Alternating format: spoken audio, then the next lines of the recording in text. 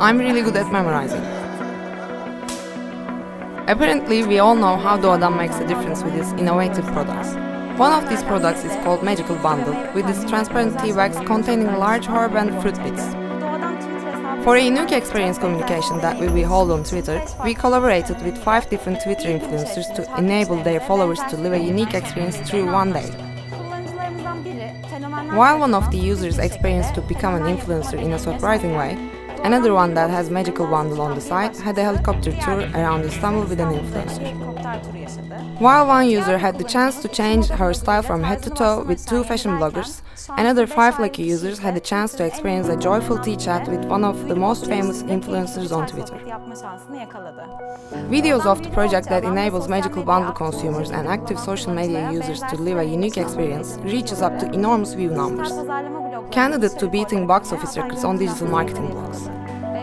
I will give you just one number, 37. During the campaign, Doğadan sales and follower numbers increased by 37%.